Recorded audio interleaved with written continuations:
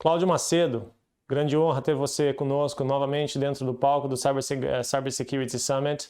E hoje ele vai falar, se tudo falhar, como que o seguro pode te ajudar. Obrigado, Cláudio. É com você. Olá,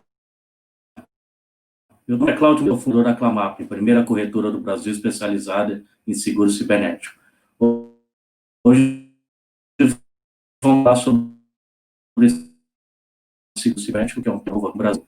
Antes a todos os envolvidos no Summit, aos colegas palestrantes, aos patrocinadores, enfim, todos os profissionais envolvidos. E peço que durante a palestra não hesite em interagir, você pode enviar suas dúvidas via chat e nossa equipe fará a seleção para respostas. Bom, vamos começar a nossa apresentação, falando sobre o seguro cibernético, que é o nome fantasia do seguro, né, o nome comercial. Tecnicamente, é o seguro de proteção de dados e responsabilidade civil cibernética. Ele é um seguro relativamente novo no Brasil, ele começou em 2012, quando a EG trouxe o seguro no Brasil.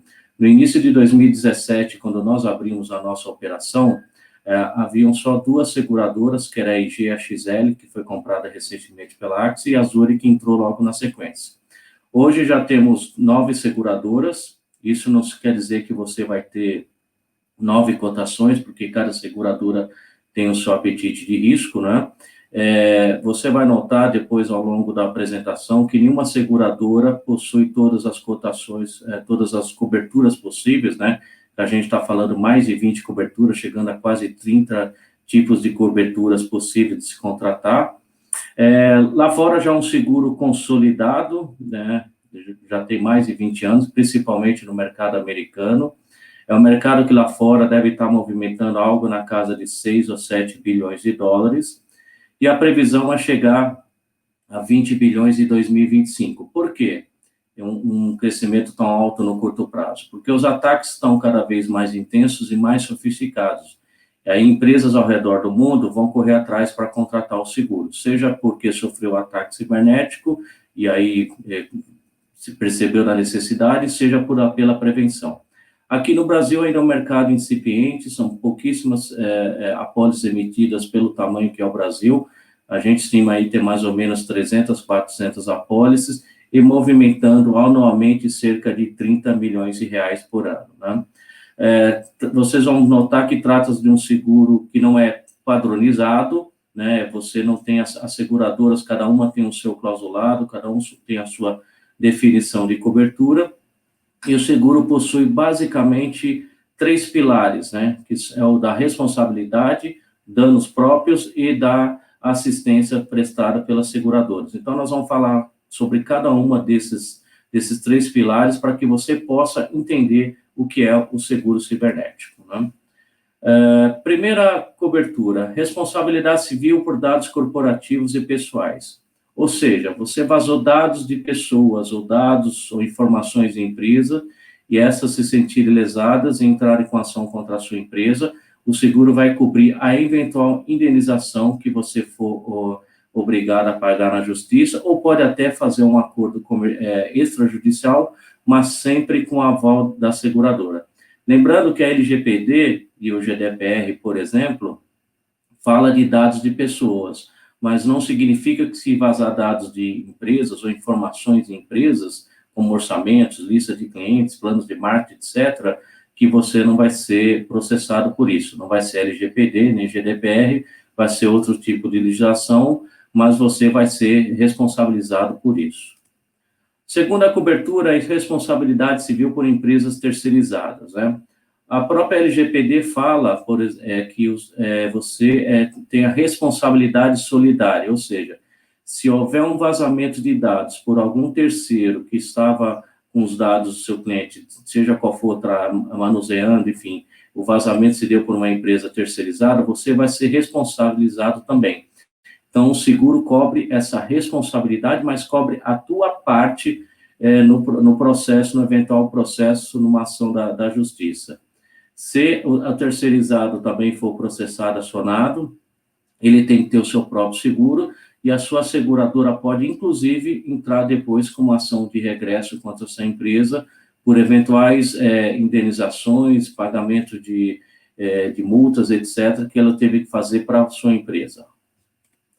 O próximo item, que é a responsabilidade por segurança de dados, né, que é basicamente a contaminação de dados de terceiros, né? Então, você imagine um hacker entrar na sua empresa, sem que você perceba, enviar e-mails, malwares, enfim, vírus para os clientes, eles não percebem, causa algum dano a esse cliente e ele entra com ação contra a sua empresa. Então, essa responsabilidade civil por dados, pela segurança de dados, também vai estar coberta através de um seguro cibernético.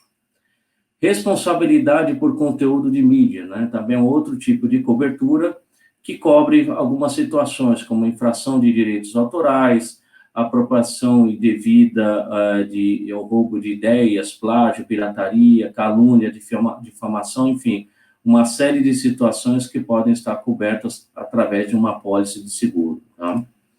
Danos morais. Aqui é um item preocupante para alguns setores, porque dependendo do dado que for vazado, pode gerar reclamação de danos morais.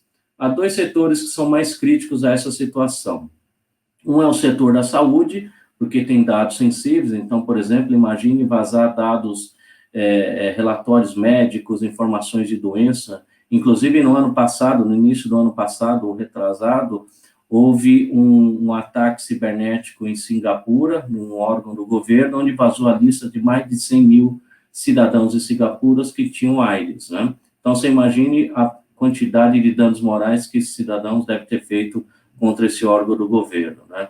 E outra situação é o setor educacional, né? Que você tem dados de menores e pode causar alguma ação de danos morais por parte dos pais, ou no caso de alunos de universidades, imagine vazar a lista de inadimplentes ou a lista de notas dos alunos que tiraram nota baixas e entrar com ação de danos morais contra a instituição de ensino, porque agora todo mundo sabe o que ele está inadimplente ou que ele tirou nota baixa em determinadas matérias. Então, esse é um outro setor também que é crítico com relação a danos morais.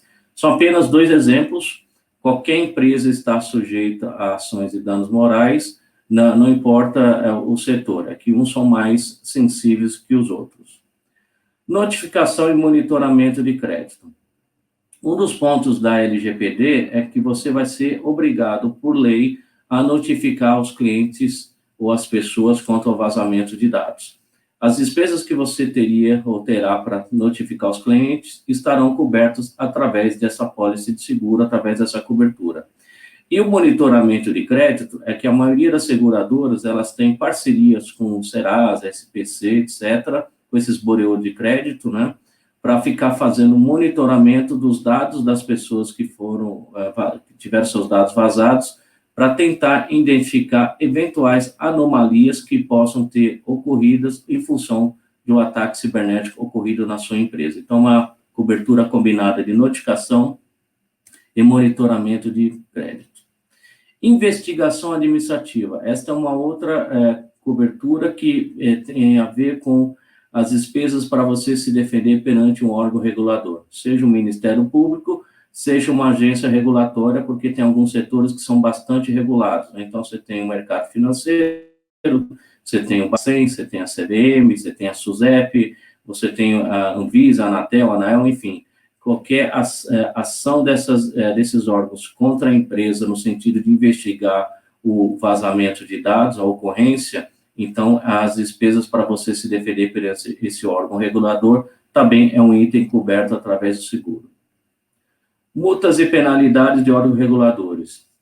Essa é uma cobertura que surgiu no ano passado, né, em função da possível entrada da LGPD, né, de entrar em vigor, que a LGPD prevê multas, né, então todas as seguradoras já passaram a oferecer multas, né, cada uma com a sua regra, considerando sempre um sublimite do limite máximo da apólice. Então, você tem uma apólice de 5 milhões, tem seguradora que pode dar um sublimite de 1 milhão, ou 2 milhões e meio, enfim, é caso a caso. Então, as multas dos órgãos reguladores é um dos itens cobertos numa apólice de seguro.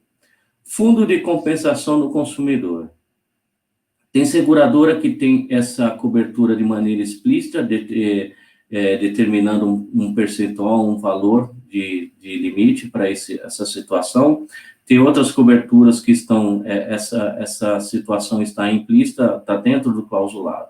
Enfim, é uma situação que pode ocorrer, principalmente para aquelas empresas que têm muitos dados de pessoas, de consumidores, que eventualmente possam ser obrigados a depositar um dinheiro num fundo por conta de uma ação ordem judicial. Perda de cartão de pagamento, né, que é o PCI, para quem opera com cartão de crédito e tem essa certificação, então você tem algumas seguradoras que têm a cobertura de PCI, porque ela tem algumas ações, multas, penalidades, se houver um vazamento de dados de cartão de crédito. Então, para quem tem essa cobertura, é importante ter quem tem essa certificação, é importante ter a cobertura de PCI. Despesas emergenciais de mitigação, ou seja, você sofre um ataque cibernético, não consegue parar internamente com a sua equipe, aí você precisa chamar gente de fora, peritos forenses, chamar alguns especialistas em segurança de informação, até mesmo advogados, enfim, ações para você mitigar o risco, principalmente as primeiras 48 horas, que são extremamente críticas. Então, as despesas emergenciais é um dos itens, inclusive é de interesse da seguradora, porque quanto antes você parar o ataque cibernético, melhor para a empresa e melhor também para a seguradora, que o prejuízo fica menor. Despesas com investigação forense. Você sofreu um ataque cibernético e depois contrata um perito forense para fazer uma investigação para descobrir o que houve, como é que se deu o ataque, qual foi a vulnerabilidade utilizada pelo cliente, pelo hacker. Será que ele deixou outra vulnerabilidade? Será que teve funcionário envolvido?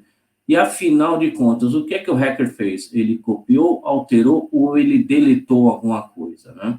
E se ele deletou alguma coisa, o seguro também cobre as despesas para tentar recuperar os dados que eventualmente foram deletados pelo hacker, né? Então, é uma situação que pode vir a ocorrer. Restituição da imagem do segurado. Aqui, para algumas empresas, principalmente as maiores ou que trabalham com algum setor específico, é uma cobertura muito importante que cobre a contratação de relações públicas especializadas em gestão de crise para ajudar a empresa no momento do ataque cibernético ou pós o ataque cibernético, como comunicar ao mercado, como falar com o mercado para evitar que a imagem da empresa fique ruim ou piore em função da ocorrência do vazamento ou do ataque cibernético e não saber lidar com essa situação. Então, dependendo do porte da empresa, do ramo de atividade, essa é uma das principais coberturas de uma apólice de seguro. Extorsão na internet, que é o famoso ransomware, né? Que é se o hacker conseguir criptografar o sistema e não tiver jeito, não tiver o backup não funcionou, não tiver alternativa, tiver que negociar e pagar o resgate, então as apólices seguros todas cobrem a cobertura de pagamento de resgate e a maioria das seguradoras tem parceria com empresas que têm reservas de bitcoins para eventualmente ajudar o segurado a fazer a compra das criptomoedas e depois a seguradora faz o reembolso. Pagamento de recompensa. Tem seguradora, são duas, para ser mais preciso, que tem essa cobertura de pagamento de recompensa, que é basicamente o seguinte: você sofre um ataque cibernético, depois você pode fazer uma campanha dizendo, olha, quem denunciar, quem atacou a nossa empresa, vai receber uma recompensa de X mil reais.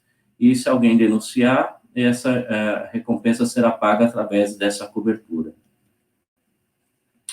Fraudes em transações financeiras, né? Nós temos basicamente duas situações, que é invasão de conta bancária ou invadir o sistema da empresa e enviar boletos falsos para os clientes e os clientes começaram a pagar os boletos achando que é do segurado ou da sua empresa e não é. Esse é um tipo de situação que algumas apólices cobrem.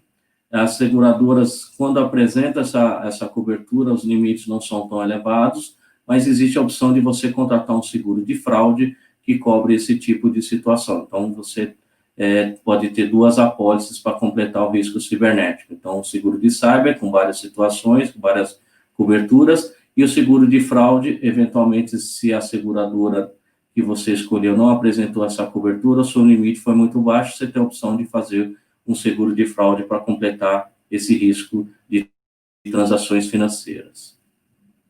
Lucros cessantes, também é uma cobertura importantíssima, porque um ataque cibernético, você vai levar vários dias ou até vezes semanas para resolver, então você pode ter uma paralisação na sua operação, então o seguro cobre o lucro cessante decorrente do ataque cibernético, né? Basicamente é cobrir o lucro líquido que você deixou de auferir por conta desse ataque cibernético.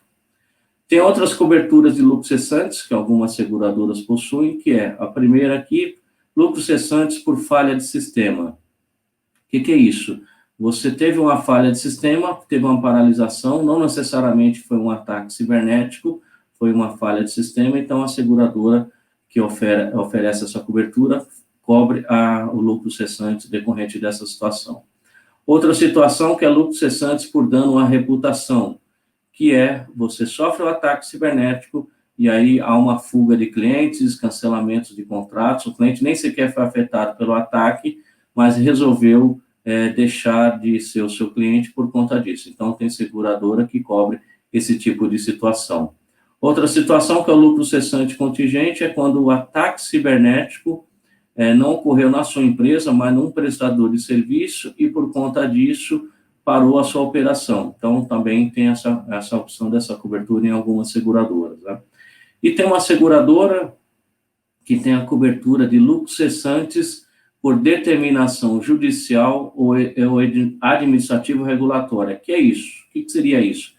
Um órgão do governo, o Ministério Público, vem na sua empresa, depois da notícia do ataque cibernético, e determina a paralisação da operação por alguns dias para fazer a investigação do que houve, como é que se deu o ataque cibernético e que providências estão sendo tomadas ou foram tomadas para que isso não ocorra novamente. Então, esse período que você foi obrigado a ficar parado, fechado por conta de uma ordem judicial, esse lucro cessante estaria coberto quando a seguradora oferecer essa cobertura. Só tem uma seguradora, por enquanto, que possui essa cobertura.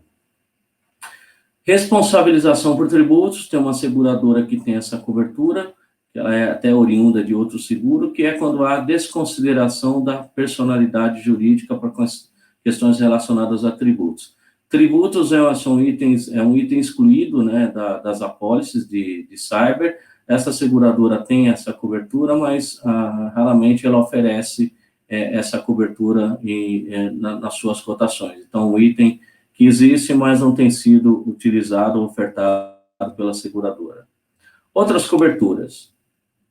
Você tem seguradora que tem a cobertura de custo de melhoria de hardware, tem seguradora que tem o custo de melhoria de software. O que seria isso? Após um sinistro, um ataque cibernético, a seguradora, após o trabalho de um perito forense, percebe que você precisa ter uma melhoria no software ou no hardware, aí ela faz uma indenização para que você compre um sistema melhor, para evitar que você sofra um novo ataque cibernético num curto espaço de tempo. Terrorismo cibernético, tem seguradora que tem essa cobertura de maneira explícita, e tem outras seguradoras que estão dentro do clausulado, que é ataque cibernético oriundo de cyberterrorismo. Cyberterrorismo, até a cobertura, só não vai haver cobertura quando se trata de um ataque com viés político, né? Então, por exemplo, uma Al-Qaeda ou qualquer outra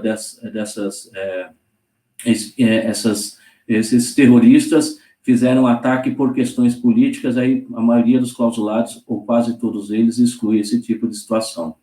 Novas subsidiárias, tem uma seguradora que tem isso de maneira explícita, dando sublimite para isso, mas basicamente você comprar uma nova empresa, dependendo do tamanho dessa nova empresa e do ramo de atividade, e dependendo da seguradora, ela vai estar coberta automaticamente, ou você vai ter que fazer uma consulta à seguradora, ao seu corretor, para incluir essa empresa que você adquiriu durante o período de vigência da pólice. Outra despesa, cobertura, que é despesa de salvamento, que é despesas que você vem a ter para evitar que o ataque se alastre, então você alugar um equipamento, enfim, ter que fazer alguma ação para reduzir ou para diminuir a extensão do ataque cibernético, vai estar coberto. Algumas seguradoras têm essa cobertura de uma maneira separada, mas a maioria dessa cobertura está dentro lá da cobertura de despesas emergenciais. Tem seguradora que tem a cobertura do sistema SCADA, né, que é usado na indústria. Algumas seguradoras excluem explicitamente essa cobertura. Tem seguradora que tem ela de maneira específica e tem seguradora que está dentro do seu clausulado, de uma maneira implícita, falando basicamente de sistemas. Então, se você é uma empresa que utiliza o sistema SCADA, você tem que observar se aquele clausulado, aquela apólice que está sendo oferecida, vai ter essa cobertura. E tem, agora, recentemente, uma seguradora apresentou a cobertura de despesas com telecomunicações, que é basicamente o seguinte: imagina o hacker invadir o sistema da empresa, sem que a empresa perceba, ele começa a utilizar dados, voz, enfim, aí a fatura de voz e telefonia vai nas alturas por conta de um uso indevido de um hacker. Então, essas despesas, essa conta estaria coberta através de uma apólice de seguro. Principais exclusões versus outros seguros. Por quê? Há várias exclusões numa apólice cibernética que pode, eventualmente, estar cobertas através de outras apólices seguras. Então, a gente vai falar de cada uma delas. A primeira delas é danos materiais. Ou seja, se o hacker causar um dano material, não vai haver cobertura no seguro cibernético. Todas as seguradoras, no momento, estão excluindo essa cobertura e, teoricamente, deveria estar coberto no seguro patrimonial. Eu falo teoricamente porque a informação que a gente tem do mercado de seguros é que as seguradoras que têm seguro patrimonial estão colocando explicitamente a exclusão de dano material decorrente de ataque cibernético. Então, por enquanto, o mercado de seguros não tem apetite para essa situação. Outra situação que é uma exclusão comum nos clausulados é danos físicos a pessoas e danos estéticos, né? Então, se esse ataque cibernético causou essa situação, o seguro de vida, o seguro de saúde vai cobrir, né, as despesas, enfim, ou até mesmo se houver falecimento, mas se você tiver uma apólice de responsabilidade civil de operação, seja de estabelecimento comercial industrial, você tem que verificar se o seu clausulado exclui ações decorrentes de ataque cibernético.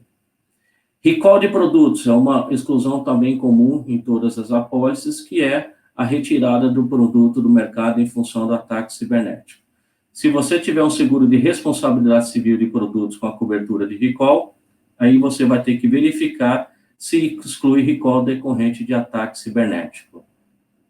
Roubo de moedas virtuais, o que seria isso? A sua empresa investiu em alguma dessas moedas virtuais, bitcoins, ethereum, seja qual for a moeda, e um hacker roubou essa carteira digital. Não haverá cobertura nas apólices aqui no Brasil, aliás, no mundo inteiro, não está havendo esse tipo de cobertura, por, primeiro, questão de volatilidade do custo, né, e não ser um mercado regulado, né? Então, as seguradoras, por enquanto, não têm apetite para esse risco. Falhas profissionais de prestador de serviço quando o segurado é uma prestadora de serviço. Então, escritórios de advocacia, contadores, auditores, empresas de tecnologias, corretoras de seguros, enfim, prestadores de serviço ou seguros de cyber normalmente não cobrem a falha profissional decorrente de um ataque cibernético, né? Então, se você tem um seguro de RC profissional, você tem que verificar se a sua apólice cobre a falha profissional decorrente de um ataque cibernético. Danos ao meio ambiente também é uma exclusão comum nas apólices de seguro cibernético, mas pode eventualmente estar coberto no seguro de risco ambiental. Perda de dados que não decorrente de ataque cibernético. Imagine a seguinte situação: pega fogo no data center da empresa, os equipamentos vão estar cobertos no seguro de incêndio, mas os dados não vão ter cobertura, mesmo porque não foi um ataque cibernético, e, teoricamente, você tem que ter um backup em outro lugar para recuperar os dados que estavam naquele data center.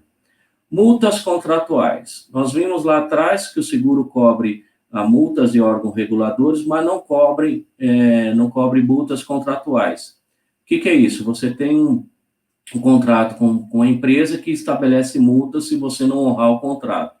Se você deixou de honrar o contrato porque você sofreu um ataque cibernético, o seguro cibernético não vai cobrir essa multa contratual, mas existe a possibilidade de se verificar se através de um seguro garantia haveria a cobertura de multas decorrente, desde que não haja, obviamente, a exclusão de ataque cibernético. Extorsão mediante ameaça pessoal ou material, que é um item que pode ocorrer, já ocorreu nos Estados Unidos, aqui no Brasil ainda não ocorreu, que os bandidos, né, os hackers, fazer uma ameaça física ao pessoal, algum diretor, membro da empresa, dizendo o seguinte: você me paga tanto ou me dá a senha para acessar o sistema da empresa, senão eu vou atacar, senão eu vou, sei lá, matar a sua família, por exemplo, né? Se ele manteve a família com refém. Isso não é no seguro cibernético, existe um seguro específico chamado seguro de sequestro, que é seguro de extorsão, que cobre o pagamento dessa extorsão, mas o mais importante não é nem pagar a extorsão, é ter especialistas que vão negociar com os bandidos. Outra exclusão, que essa também é preocupante, principalmente para quem é DPO da empresa, ou responsável de segurança da informação da empresa, os diretores, gestores, que é ações contra as pessoas físicas dos gestores da empresa em função de um vazamento de dados. O seguro de cyber não cobre isso. Existe um seguro chamado D&O, que é Directors in Offices, que seria a responsabilidade civil dos administradores e gestores da empresa. Lá deveria estar coberta a situação, mas se houver a exclusão de ações decorrentes de ataque cibernético, não vai ter cobertura no apólice de D&O. Então, se você tem esse seguro, faça a lição de casa para ver se tem essa exclusão ou não, ou na renovação, se houver exclusão, buscar uma seguradora que aceite cobrir esse tipo de situação. Fraudes em transações bancárias e fraude cibernética, conforme eu falei lá atrás, algumas seguradoras até oferecem essa cobertura, mas o ideal é que você verifique um seguro específico para isso. Falha mecânica, falha elétrica, interrupções, apagões, que são exclusões comuns em qualquer apólice de seguro, também são excluídas aqui no seguro cibernético. Relacionadas a programas ilegais, né, de softwares ilícitos, né, software pirata, é uma exclusão também comum de todos os clausulados. Enfim, essas são as exclusões que a gente julga as mais importantes. Obviamente, tem várias outras exclusões nas apólices, mas essas, eu diria que são as exclusões principais que a empresa tem que tem que ter atenção.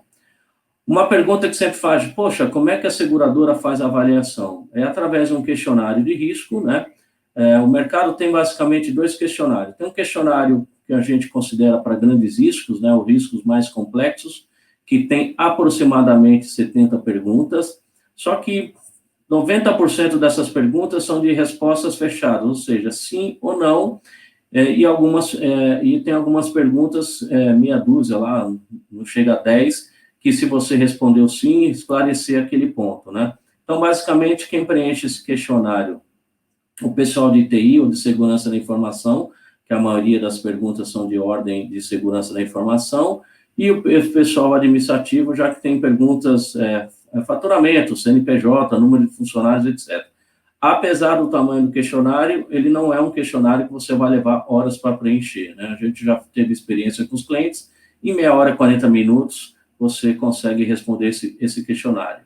E as seguradoras, mesmo você respondendo 70 perguntas, pode voltar com algumas perguntas adicionais. E o outro questionário que a gente tem mais utilizado, que é um questionário mais básico, com 20 perguntas, onde a seguradora vai utilizar para fazer uma cotação estimativa, e aí ela vai dizer o seguinte: ó, está aqui uma cotação estimativa, para que eu possa tornar essa cotação firme, por favor, esclarecer os seguintes pontos. Então, dependendo do cliente, vem meia dúzia de perguntas, vem 2, 3, pode vir 20 perguntas de uma outra seguradora, enfim, tem várias possibilidades, e dependendo até da situação, a seguradora já pode até considerar esse questionário como questionário definitivo. Isso normalmente quando a empresa é pequena. Normalmente sempre vem com perguntas adicionais. Processo de regulação de sinistro, né? Também é uma dúvida frequente, né? Porque, poxa, é um risco intangível, né? A gente não está falando de bens tangíveis, né? Então, o que acontece? Se você tem um ataque cibernético, a regulação de sinistro, Basicamente, você vai ter o relatório forense no segundo momento para fazer a investigação forense, para determinar de onde que foi, como é que foi o ataque cibernético, o que foi feito, né? Você pode ter ali a captura de telas, caso seja um pedido de resgate. Você tem que comunicar a seguradora o quanto antes da notícia do vazamento, principalmente se for usar o 0800 da seguradora, enfim. Não é nenhum bicho de sete cabeças, o problema ou a situação que ele é um sinistro complexo. Por quê? Num ataque cibernético, você pode ter que utilizar 5, 6, 7, 8 coberturas no mesmo sinistro, em função da característica de que é um ataque cibernético. Serviços prestados ou indenizáveis pelas seguradoras, né? Como eu falei, o terceiro pilar do seguro cibernético é a prestação de serviço por parte das seguradoras. Todas as seguradoras vão ter um 0800, onde vai ter um atendente, que vai tomar nota da situação que a empresa está passando, e aí vai acionar prestadores de serviço especializados naquele tema. Então, você vai ter consultor de extorsão, que é para negociar o pagamento do resgate, tentar diminuir o valor, questão de proteção de identidade, notificação pública, notificar as autoridades, relações públicas, contador forense, investigação, TI, enfim, uma série de prestadores de serviço. Você não é obrigado a utilizar os prestadores de serviço da seguradora. Você pode até utilizar o seu prestador de serviço e depois a seguradora faz o reembolso. Mas precisa ficar atento à regra da seguradora com relação ao reembolso, que normalmente a seguradora estabelece, olha, tem que ser os honorários em linha com o mercado, para evitar que você gaste muito em honorário, sendo que a média de mercado são os valores menores. Então, se você pretende utilizar os seus prestadores de serviço, a gente recomenda que, durante a negociação para contratar a pólice, você já alinhe com a seguradora qual o prestador, quais os honorários acertados, para não ter dor de cabeça na hora de um ataque cibernético. Perguntas e dúvidas mais frequentes, né?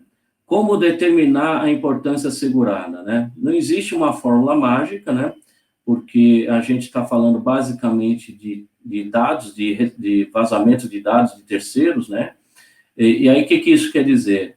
Você não tem como dimensionar isso. É mais ou menos que nem tem um seguro de carro, você não sabe nunca se vai bater num fusquinha velho ou se vai bater num carro blindado de 500 mil reais. Então, o que a gente sugere? Quanto mais limites você contratar, menor o risco da pólice não ser suficiente. O que a gente recomenda é fazer algumas análises, pegar um percentual do faturamento da empresa, ver a quantidade de dados pessoais e multiplicar pelo fator Brasil, que segundo o Instituto Ponemon está mais ou menos na casa de $70, ainda não saiu o relatório de 2020 por conta da pandemia, está atrasado. Enfim, você tem que escolher um limite que seja o mais adequado possível ao tamanho e o perfil da sua empresa. E quanto custa uma pólice de cyber? Ela custa mais ou menos 1,5% da importância assegurada. Ou seja, se você fizer uma pólice de 5 milhões de reais, ela vai te custar mais ou menos 70 mil reais por ano. 70, 75 mil, pode ser que seja 50, pode ser que seja 90, tudo vai depender da análise da seguradora.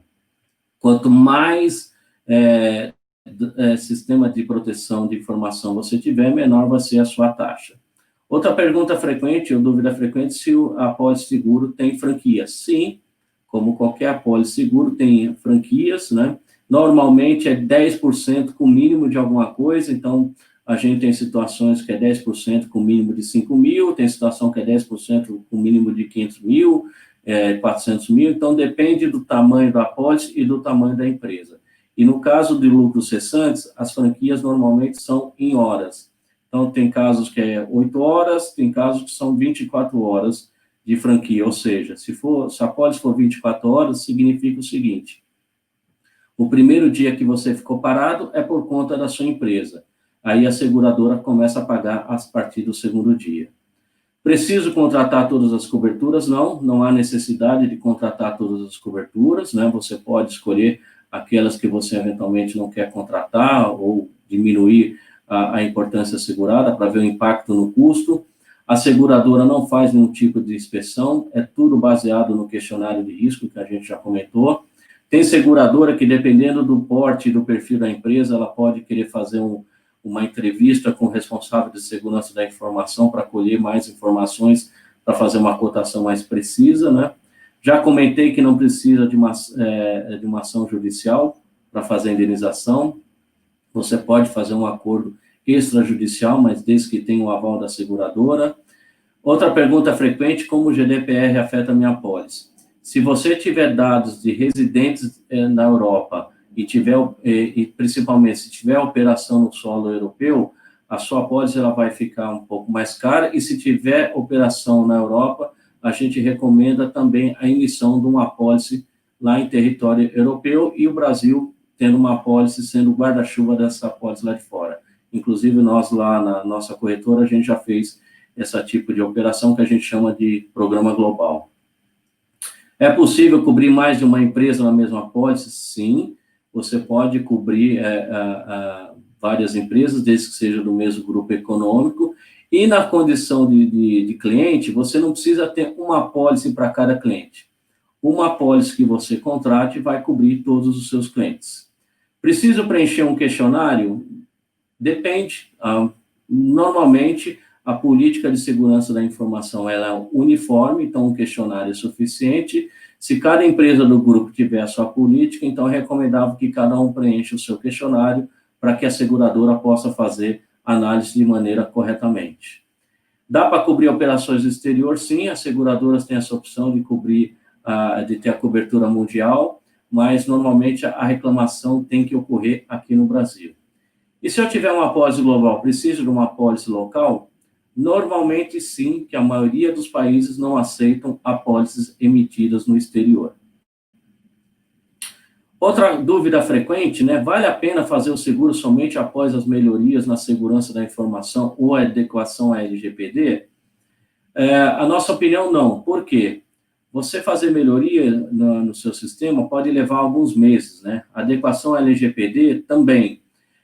E durante esse período, você está correndo o risco de sofrer um ataque cibernético, né? Os hackers não vão esperar a LGPD entrar em vigor, ou ter entrado em vigor, ou vai esperar você melhorar o seu sistema. Então, na nossa opinião, não vale a pena você esperar meses para contratar um seguro com a intenção de ter um desconto. Por quê? Por mais que maior que seja o desconto que a seguradora vai dar, ele nunca vai valer a pena para você correr o risco de perder alguns milhares ou milhões de reais por conta de um desconto de 5, 10, 20% que seja no seguro.